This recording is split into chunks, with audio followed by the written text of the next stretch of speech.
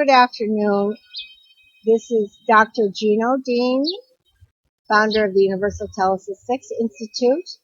I'm here in Auckland, across from the NZ Investment House in the center of Auckland, near the Vector Center as well. I'm here with King John Wanoa, royal descendant of the Moai of Easter Island, and Moai historian. And we are here to share the story, for John to share the story, the historical information, the political, and the financial story behind the NZ Invest House.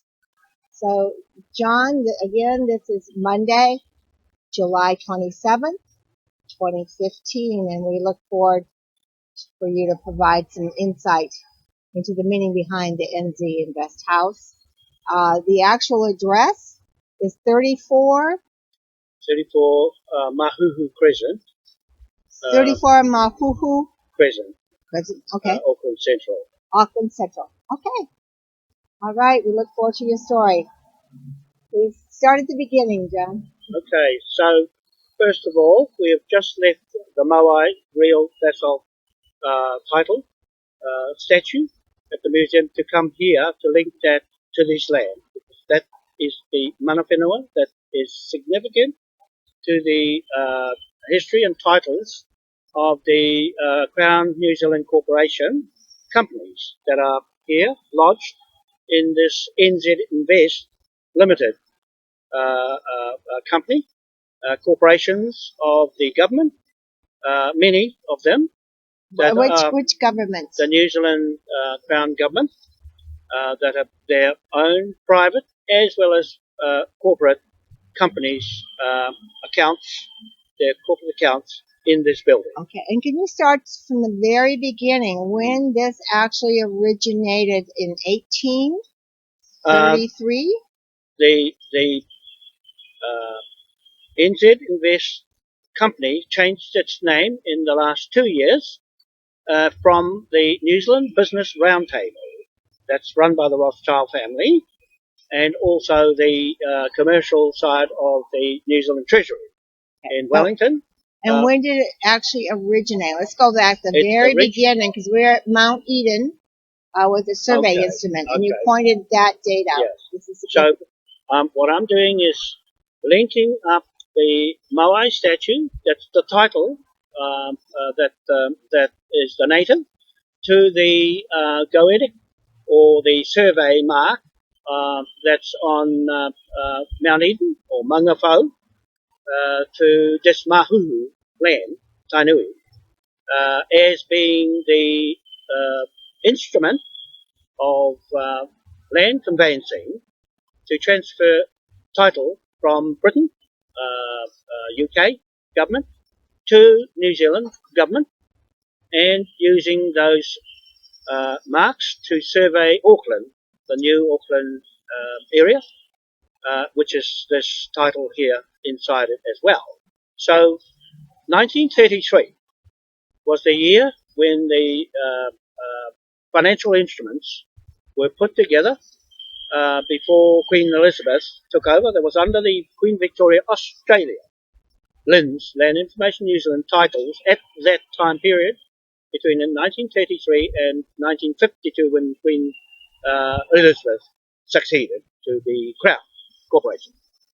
And everything is corporate from back to King William IV, 1835, through 1840 to the 1840 treaty, come out of the 1835 Declaration of Independence of the King's Admiralty mortgage liens. He created the liens that are marking these particular spots. So it was the Queen Victoria in 1868 who took the first Moai statue in its full form, with its head and body, to London. And from that Moai to this Moai to their corporate Crown entities here, they had to administer all those Crown New Zealand, Crown Britain, different crowns for different jurisdictions. So we're in the we are in the New South Wales, New Zealand government jurisdictions under the Admiralty for their government, parliament, businesses, accounting systems here in this building. So now we have the Rothschilds banks tied up with the instruments with that Mount Eden survey mark to Kapuru Point up on the Manukau heads where the settlement is of that tribe, and the other one on One Tree Hill. That's the triangular title to what we're talking about, these mountains with what we're here, their business. This is their corporate business here, which is now who is they? The New Zealand government, Crown, Cabinet, that's responsible under the Queen, head of state, to administer her business, her Crown business, to collect the revenue through this invest over all those corporate companies. So they include all the legal authorities, lawyers, and the land conveyancing here. So more interested in how they constructed their land titles from what memorials and whose king that they use to administer all their profits and revenue. So the king's royal revenue is collected by the Queen and her business here in New Zealand as Her Majesty the Queen and Right of New Zealand. That company was on the stock market in New York.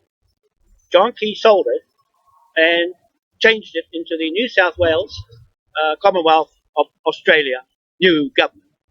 And what the date shares, was that? The shares. What The shares that was in not so long ago, about 2009, 2010, when John Key cashed up the shares in New York and shifted it into Canberra, Australia, into the federal state government in Australia.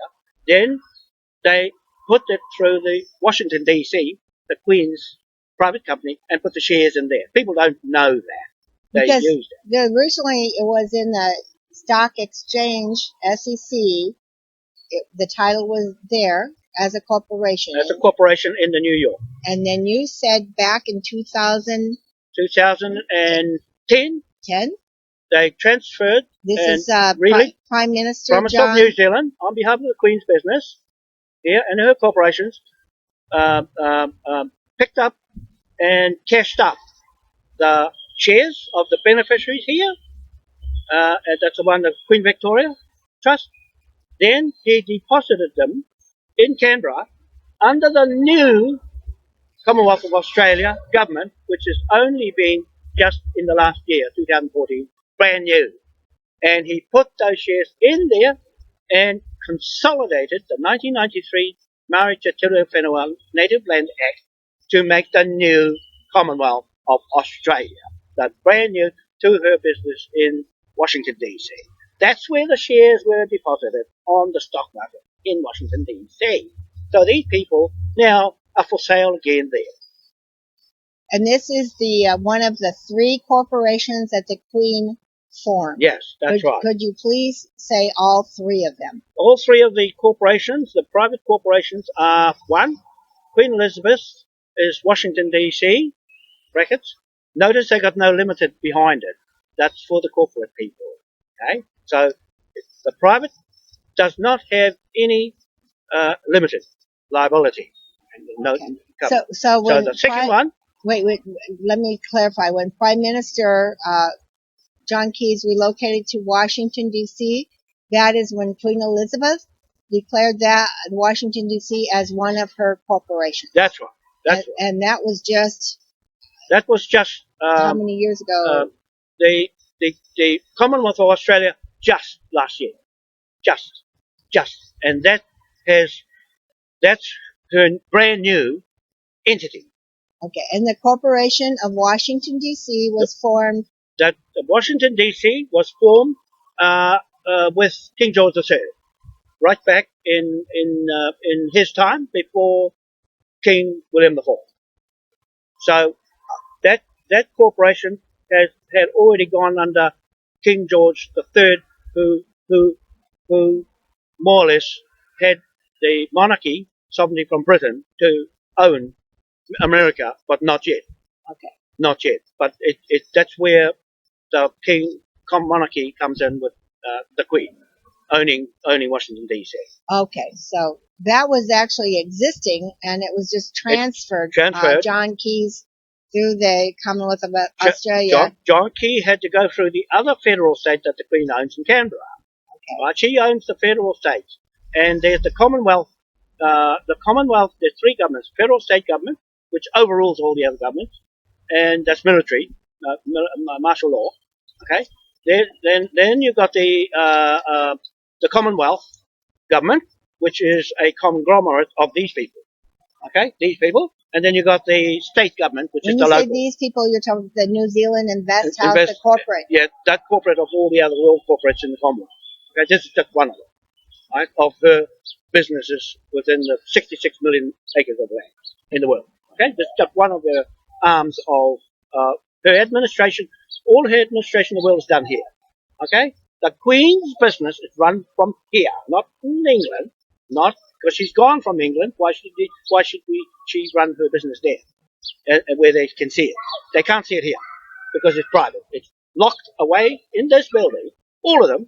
I'd say there was 16 private businesses in there and corporations, and the rest will add up to about 80 corporations in this building. That the government, that's running the treasury, that's running the fiscal and the treaty writing, all the claims, all done here with these accountants and lawyers. Okay, they're all holed up in there to do her own private business. That's what I'm saying. It's significant with what we're doing with these titles on these mountains, to where do they get their authority from? Where do they get it from who? And so I'm just pointing out the conveyancing of instruments to make money in the banks. The Rothschild with the banks, he's the City of London. That's the second corporation, the biggest corporations is the bank. You need the banks, you need a Queen for a head of state, and the third one is the Pope's Vatican City. That is the third most powerful government in the world. Okay, so and the bank, the biggest bank. Because let's start again, so we can list all three corporations in a row. So the Washington D.C. Corporation, which was originally founded by King George III, when America was. Yeah, when he went and took the Britain's debt. Okay, and then I thought you had indicated there was a Queen Elizabeth II, but there's also Buckingham Palace. Yep. Is that this Buckingham Palace under Queen Elizabeth II? Yeah, that's another of her private businesses, Buckingham Palace. You can see she wanted to borrow money to get furniture and everything to fix it up. They said, no, we're not going to give you. Anyway, that's public backlash. But that's the second company that she owns, and the third corporation is a corporation. Private corporation. Private. Different. There's private and public domain. Hers is private. So that's the second one. Her third one is Queen Elizabeth II. Queen Elizabeth II. That's the company that no one knows about that the Pope mortgaged into the Vatican a second time. So there's a second mortgage. When did this occur? When did the Pope mortgage the Queen Elizabeth II private corporation? That's in 2012. Everything happened between 2013 and 2015. So in preparation of demolishing the corporations, but they've got the bill to match their. Let's go back. So now there's some key date also with the Lisbon Treaty. So could you expound upon that, what Queen Elizabeth did with her three corporations prior to signing the Lisbon Treaty? Okay, so what she did was this. 2008, that's when they initiated the Lisbon Treaty to combine the 7 treaties at that time, Maastricht and all the rest, and they got rid of them. They Gordon Brown, Prime Minister then, and the Queen. In the back room, they dissolved the 7 treaties and made one. What are the 7 treaties? I can't remember the 7 of them, but one is Maastricht, and the other ones added up to France, England, Wales, Scotland, and England. So they had their own treaties. They dissolved them into the EU Parliament. I'm just saying. So Brown, Gordon Brown initiated the Parliament, the beginning of the Lisbon Treaty. Okay. The Lisbon Treaty was one of them, of those treaties. So they formed it into the Lisbon Treaty in Brussels.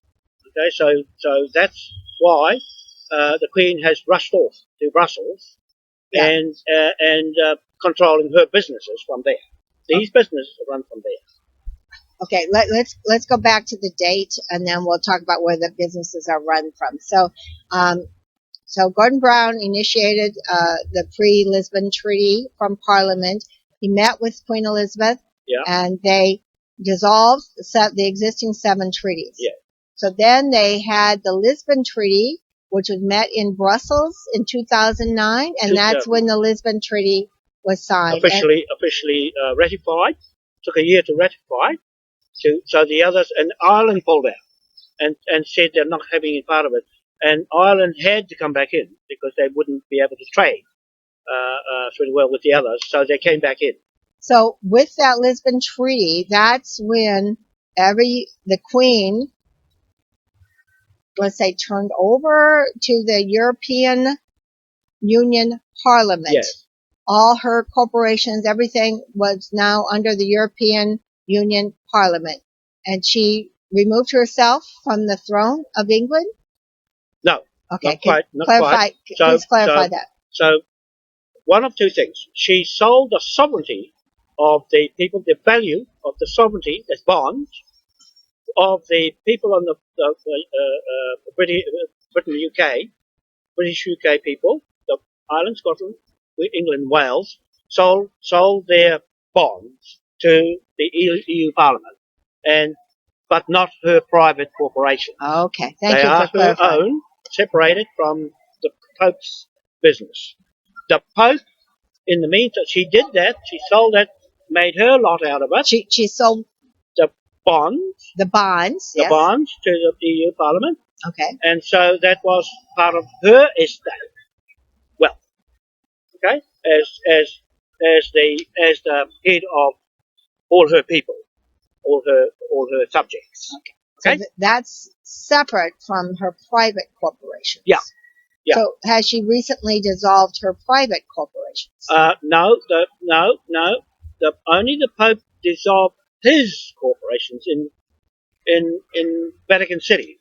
That's a government. But he's got his own. But did she turn over her 3 corporations to the Pope?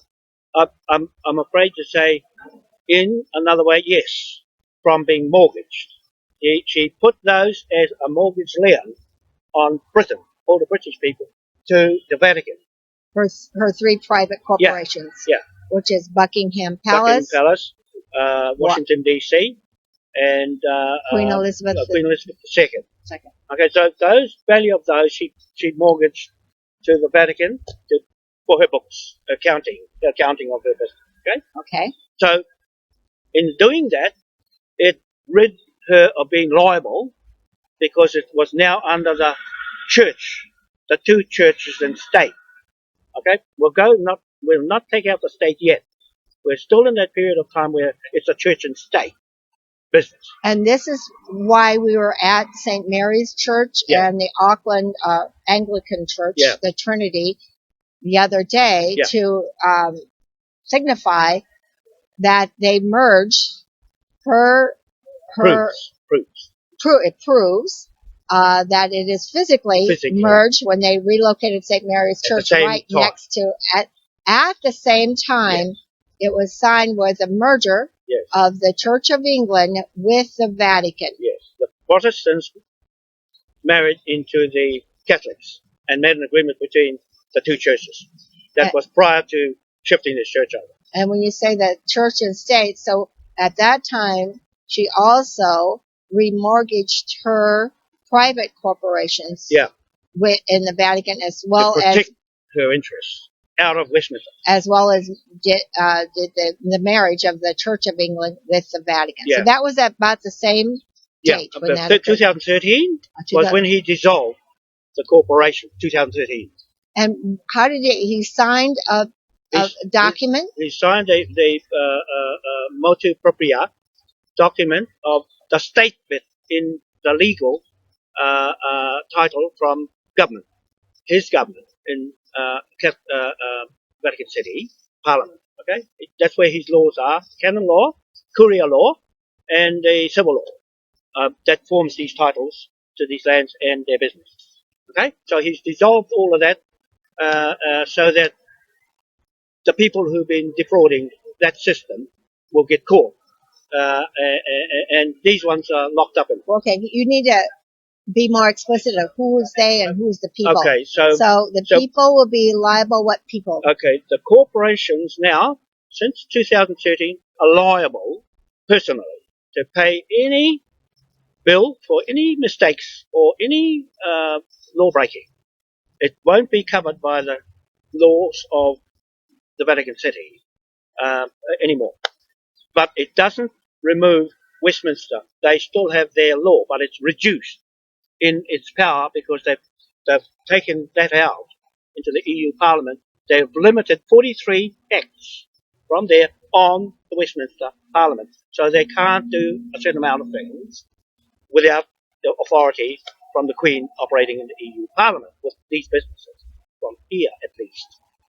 Okay, so she's carefully planned things in transition out of Westminster into EU Parliament with the protection of the biggest bank in the world, Vatican City, private government. And when you say corporations, I mean it's not just exclusively Queen Elizabeth's corporations, her three corporations. This signing, the Pope's signing of the Motu Proprio in 2013, which was just officially a public press release just in July of 2015. 23rd. The 23rd of July. People are now becoming aware and interpreting the Motu Proprio, how it's impacting every corporation. LLC, LTDs, incorporated S corporations throughout the world. This isn't just New Zealand, because what you're saying, NZ Invest House is pretty much representing the Queen. And her wealth. And her wealth. Yes. And so this impacts everyone in the world, not just New Zealand, not just England, America, Australia, America. Yes, because of the corporations operating using her authority and her head of state and her monarchy in the courts, her head. So if any corporate business owner, entrepreneur is listening to this, how is that going to impact them? Okay. The signature of the Pope and the Queen. What the Pope did was took out the fictitious printed name in capitals, which represented a person that's not real. That's a straw man. A lot of people the straw. That's all capital. Yeah, your name that is all part capital. is taken out of dissolving the agreement. Motu Proprio was designed for a state to use another entity in place of a company that has been abused by a lot of corporations and.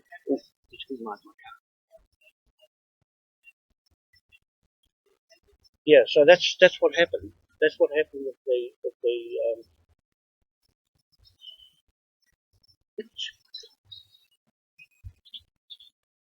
yeah, so that's what's happened with the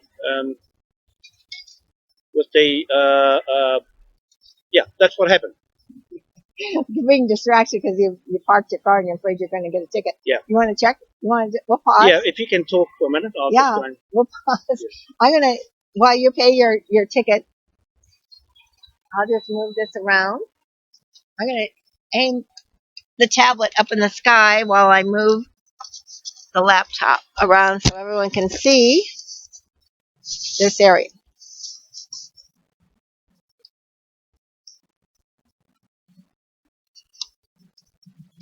kind of muddy.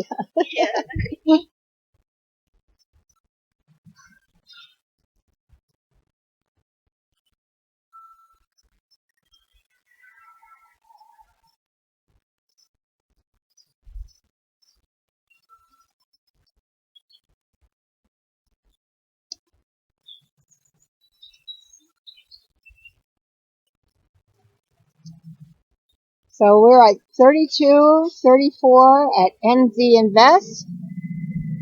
It says NZ Invest, secure your future. And then right next to it is the Vector, the big arena. And who would have thought that the Crown's round table is actually here at NZ Invest. Okay, you're back? Yep, You didn't get a now. ticket? All good. All good now. Is this set? Yep, that's okay? Right. Okay. It's okay? Yes, I'll carry on where I was before. Sorry about that. So I'm trying to think where we're trying to clarify between corporations and then liability. But you're saying there's a difference between public corporations and private corporations. So how is this Motu properly okay. What impacting? What has happened with any person? The Pope has done that to make people who have been abusing the corporate system vulnerable to their mistakes or any wrongdoing or fraud or corruption, that they can pay themselves. The onus is on the liability of the limited companies, which is limited liability companies, to pay for their own crimes while being in corporations. That means personally, and you can't use the company anymore to hide your identity behind and operate if you're not there and operate from another country as a pseudo mirror of yourself or somebody else in trust. So the trusts are now vulnerable to running a business calling themselves the owner when they're not. Because the head trustees are legally the owners of these lands, not the beneficiaries. The actual real owners now can claim their land under their real names and stand up and contest the companies and corporations who have been getting away with so long. The Pope has exposed all of that in front, and it's a no man's land now where anybody can take somebody to court and use that one-to-one. Me, you, I accuse you, you pay, and not go through, hide behind the corporate laws anymore. The public corporate. How about lawyers? And so lawyers are no longer representing corporations. That there is the lawyers. It depends on the jurisdiction of the country and the councils where they are introducing the law, or the new law, the New World Order law, or whatever law they are running at the moment. It's Westminster still, because that's where it defaults back to the law that was there before the Courier came, and the canon law came with the Vatican to take over every other law.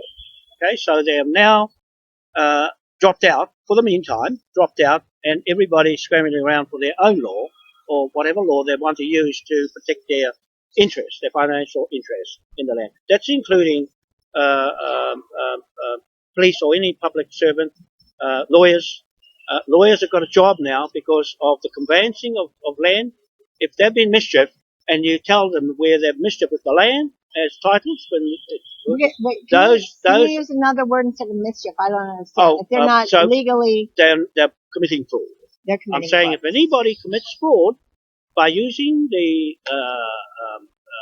Catholic Vatican's laws, which is the civil laws, and the canon law, or the UCC, or anything in America, is now affected. The laws they use, martial law and everything, is affected with their mortgages that go around the king. And so they've chopped the king off them and their authority for anybody to use instruments without proof. And you can't use false names for identifying your what you own. Okay. So in this signing of the Motu Proprio, so you're saying not only corporations are being dissolved, but and public, private and public, but the straw man title is not being recognized. Now, what you're saying, the canon law, the courier law, the universal commercial code, Civil law. Civil law? Civil law. The laws in the court. The laws in the court have all been dissolved? Yes. All been dissolved. Everything from the Vatican. Everything from the Vatican in the Motu Proprio that's listed. Everything that they put their law right above Westminster and every other law in the world. The highest law in the world is canon. So Vatican. now, is this Motu Proprio the highest law? Yep. It's the highest law. Highest law. So are people interpreting with Pope Francis doing this? Is he looking out for the benefit of the people? Or is he positioning for the one world religion, the new world order? Could you decipher that, how this will play out? Okay. So, first of all, there's a lot of disorder. So it's been created to bring in a new law. And they've carefully designed this right back to the Lisbon Treaty. It's taken that long to devise another law to come in with the new world order, and not so much a religion, because that's got a thing of its own. It's nothing to do with religion. It's all to do with Parliament and the control of the entity and the asset where they've got their business. The churches is their business. This is their business office. Yeah, when you say it's nothing to do with religion, but when they married both the Church of England, the Protestant, with the Vatican Catholic, that does involve, and they have a business, they have a bank, so there's... They use membership, a membership of both churches instead of one church membership. So now the Vatican is still in power, and he's got twice as many people, 1.4 billion of his own. Now he's got equally as much out of the 7 billion people in the world to back him up and contribute to his business, which is going to change the signpost and put a new one up there with his money. Nobody knows his money. So that's why he's cleared the table. He's cleared the table and left a little lull period until he sees all the carnage going on. Then he'll come out with his new law, which he tells you he's going to bring it out on the 23rd of September 2015. Well, and that timing is when he plans to come to the United States, address Congress, and meet with President Obama. So everyone's questioning what's going to be disclosed. UFOs, alien invasion, but you're predicting that he will announce the official. First of all, this is how it looks on the face of it. He's let go the old type laws, and he's bringing in the UFO laws, which he's telling everybody the laws are coming from out there, and they're going to look quite different with the equity out there. You're talking about extraterrestrial. Yeah, he's going to make his business go that far, and he's got control of the Earth business. So he's reaching out to the heavens of the universe. He's reaching out there with all his businesses that have got technology to do it, the rockets and everything, and so he's gone into a new realm of his control. He's got control of the Earth at the moment. Now he's going to get control of everything out there. Okay, so that's part of his overall change in his business to still collect money of the people. He's had one more go at taking as much as he can, make a big mess, and then come and says there's disorder. I have to bring in an order because look, it's a mess, and it wasn't me that did it. It was those people that made a mess out in the world. Well, what they say, you make order out of chaos, so there's definitely chaos in the world right now. So he will, with this possible alien invasion or Yeah, extraterrestrial. he's got an excuse to Because bring in the New World Order. because his lead scientist is on record that they will bless any alien, that extraterrestrial alien that comes to Earth. They will bless, the Vatican will bless them. Yeah. So you're saying it's going to be a combination, announcing an official law, but possibly disclosure as Yeah. well. Yes, I've read into that. Yes, he's got a totally different aspect that'll make people subjected to more of his new inventions from what he invented, the corporations in the first place. So he's finished with corporations. There's something that he's bought off the people with their intellect, and he's using it to create another new something other than a corporate and a state. No more state, no more corporation, something else. Now, you'll have to figure out what that something else is. I got an idea, but I'm not about to say something that I can't do yet. Okay. Mm-hmm. Okay, and with this coming, we'll be posting this on various social media sites, so people can contribute, collectively contribute, and share their ideas as well. I think everyone is trying to figure out what September 23rd. It's pretty significant. Shemitah, the blood moon, All of that. yeah, pretty significant cosmic events as well. Yeah. So, King John, this has been very helpful for us to get more of an understanding of connecting the Moai statue, as well as the financial, the political, the corporate, the legal, all these aspects. So it's all unraveling. Yeah. So one more thing. All roads lead to Rome, but now they all lead to Auckland, New Zealand, and Easter Island, because someone's got the key to open up the new mystery. We're in the Pandora's box, but someone's holding a key, and it could be anybody. A human on two legs, and a pope or somebody. That's what the mystery is. I'll leave that mystery to you. And this is where you saw with King William IV, when he did set up, he was looking for New Zealand in a remote Pacific island because he was aware of the Rothschild banking system and what it was. So that's why he purposely located and created the King William flag under the Moai, Maori. Yeah, because it took 180 years for them to find us where the flag is, that gave them the authority to do what they're doing. Who's them? The Vatican. The King William flag. The King William flag was purposely put together to circumvent the world with a commercial bank trading flag and business. And it's under Admiralty law. Under Admiralty law to sail from the ships then, in that time, to what it is now, but still the same influence that the Pope is going to destroy, and no more of that. But we have got a contract, same as it. Who's we?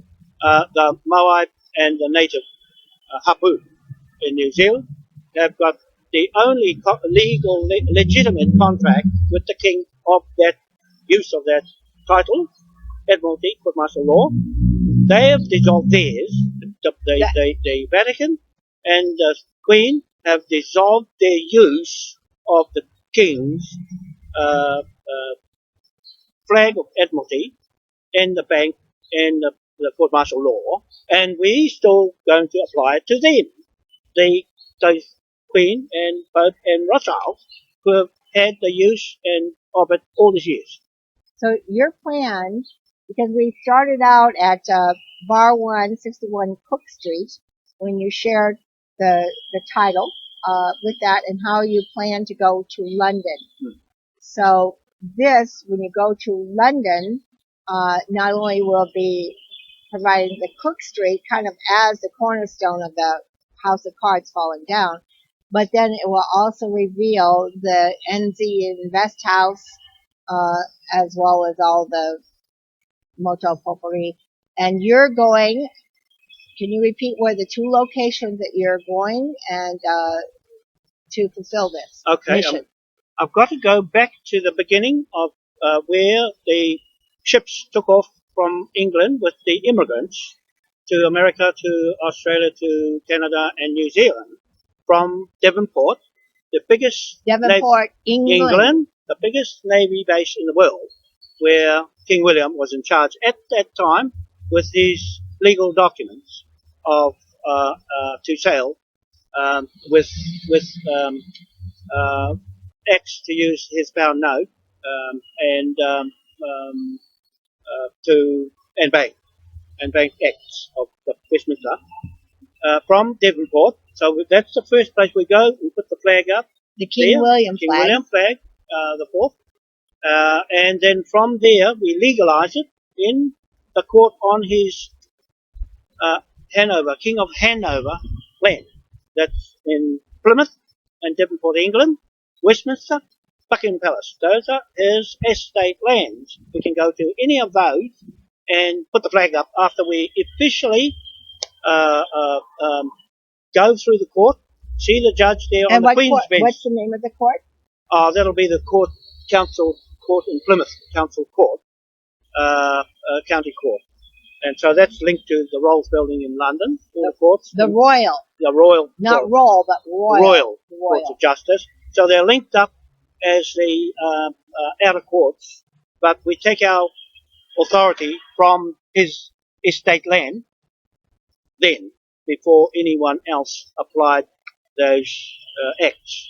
We still have the 1835 Declaration of Independence, Sovereignty and Monarchy of our own. Who's we? The Hapu, native chiefs. The Maori chiefs, well, they call them Maori chiefs, and Hapu the Moai. chiefs, The Moai. and their agreement with the king to sail the world with his Red Cross and his protectorate black seal around the Red Cross of his sovereignty and protection from the British military. So we have British military to protect us in our business still now, because we haven't changed the head trustee in that Queen Victoria Trust. His niece took over from him on the commercial side and corrupted it with the corporation. His niece is Queen Victoria. Queen Victoria corrupted the titles with the Rothschild banks. So we are putting that now that they have no protection of corporations, we are now approaching them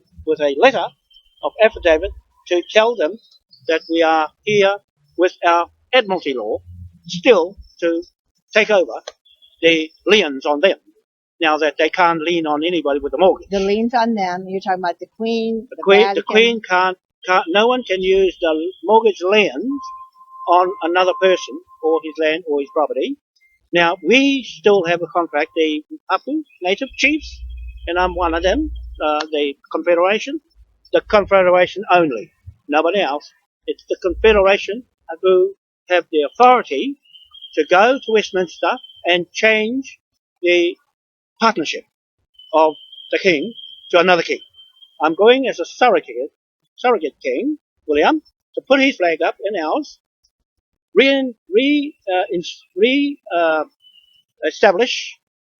reassert our authority from 1835 to now, as it still is, still a commercial contract in our Admiralty court martial law. So we can now use the existing Pope's Admiralty that he used on them. And that's what we're going to do with clawing back to the public people, the king's people, the revenue that they've collected and went somewhere else where it's not supposed to. That's a normal trust. They've dissolved the trust so that the trust can't own the beneficiaries or the people's properties.